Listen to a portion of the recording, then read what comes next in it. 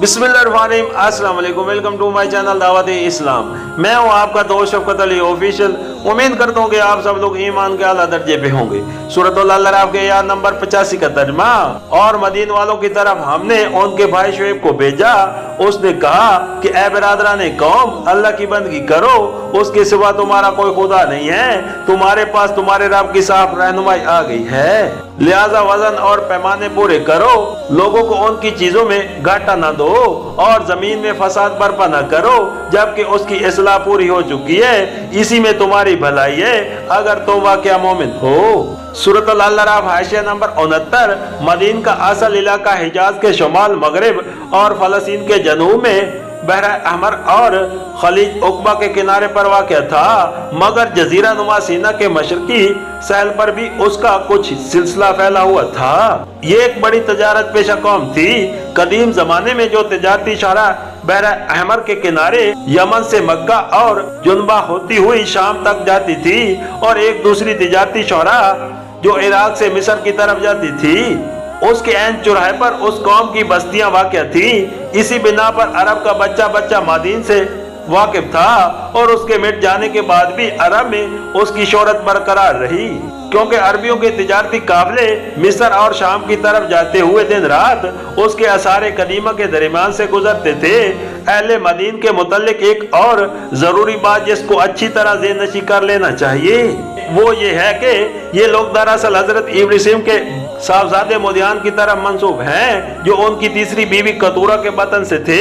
कदीम जमाने के कायदा के मुताबिक जो लोग किसी बड़े आदमी के साथ वाबस्ता हो जाते थे वो रफ्ता रफ्ता उसी की आल में शुमार होकर बनी फला कहलाने लगते थे। इसी कायदे पर अरब की आबादी का बड़ा हिस्सा बनी इस्माइल कहलाया और औलाद यकूब के हाथ पर मुशर्रफ बिल इस्लाम होने वाले लोग सब के सब बनी इसराइल के जामिया नाम के तहत खप गए।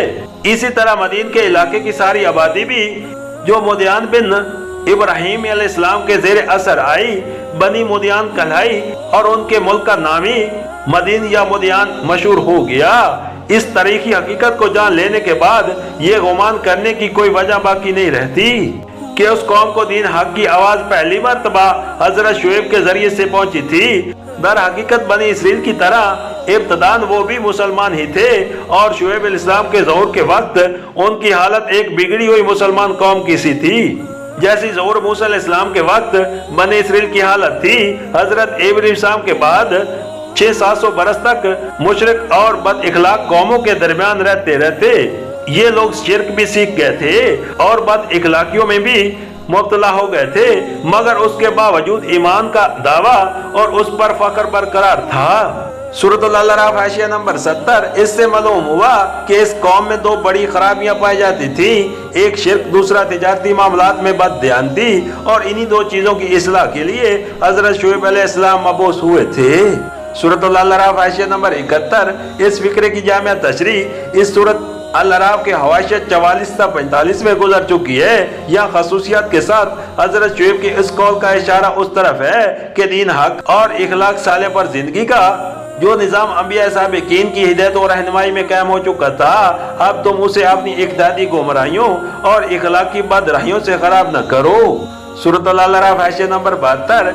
इस फिक्रे से साफ ज़ाहिर होता है कि ये लोग खुद मुद्दा ईमान थे, जैसा कि ऊपर हम इशारा कर चुके हैं। ये दरअसल बिगड़े हुए मुसलमान थे और इक़्तिदादी और अखलाकी फसाद में मुब्तला होने के बावजूद उनके अंदर न सिर्फ ईमान का दावा बाकी था बल्कि उस पर उन्हें फख्र भी था। इसलिए हजरत शुएब ने फरमाया कि अगर तुम मोमिन हो तो तुम्हारे नजदीक खैर और भलाई, रास्तबाजी और दयानत भी होनी चाहिए और तुम्हारा मेयार खैर व शर उन दुनिया परस्तों से मुख्तलिफ होना चाहिए जो खुदा और आखिरत को नहीं मानते।